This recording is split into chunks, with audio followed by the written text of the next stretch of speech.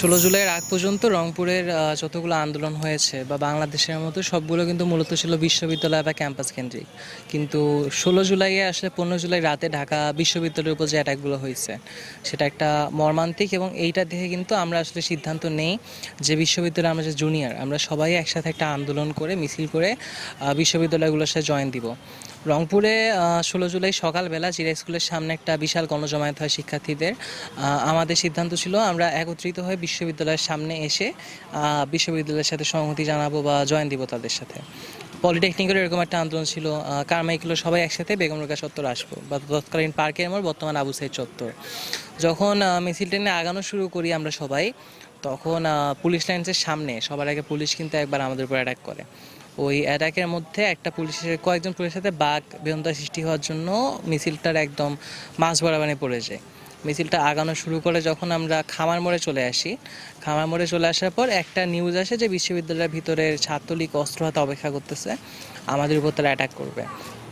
এখন খামারের সামনে যে লালবাগ বা কারমাইকেল কলেজ, ওখানে অনেক সময় আড্ডা দিই আমি। তো যেইটুক জায়গা আমি জানতাম যেখানে গাছপালা ডাল আছে, নিজের আত্মরক্ষার জন্য আসলে যতটুকু নেওয়া যায় এরকম বিভিন্ন গাছপালা ডাল এগুলো ভাঙতে ভাঙতে আমরা আবার মিছিলে ঢুকলাম। মিছিলে তখন বলা যায় প্রায় শেষ পর্যায়ে আমি। তো মিছিলটা আগাইতে যখন আবু সাইদ চত্বরে চলে আসলাম বা পার্কের মোড়ে চলে আসলাম, সব কিছু একদম বৈদ্যুতিক গতিতে হচ্ছে। দেখলাম পুলিশ লাঠিচার্জ করলো, টিয়ার শেল মারা হইলো বা এক্সেট্রা। ওই সময় হঠাৎ করে সামনে যে একটা ছেলে 2 হাত খুলে একদম দাঁড়াইলো। তখন ওইখান থেকে হয়তো আমি 15 থেকে 20 হাত দূরে অবস্থান করতেছি। দাঁড়ানোর পর প্রথমে 2বার তাকে শ্যুট করা হয়েছে। শ্যুট করা হওয়ার পর তখন পর্যন্ত মাথায় আসতেছিল যে হয়তো এটা খুবই নর্মাল কিছু, একটা রাবার বুলেট গায়ের মধ্যে লেগে আবার ফেটে যাবে। কিন্তু ভিতর থেকে একজন অফিসার চিল্লাইলেন যে তো ক্লোজ রেঞ্জে শ্যুট করিও না।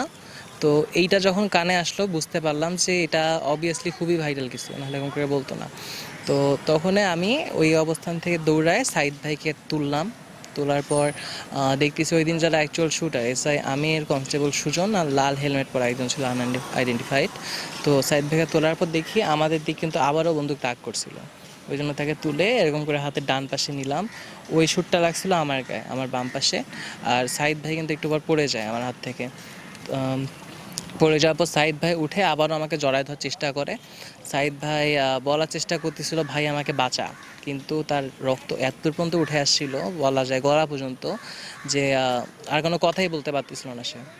তো অনেক জায়গায় নেই বিভ্রান্তিকর কথা ছড়ায় যে সাইদ ভাইকে মাথায় আঘাত করে মারা হয়েছে নাকি মেডিকেল নিয়ে যে মারা হয়েছে।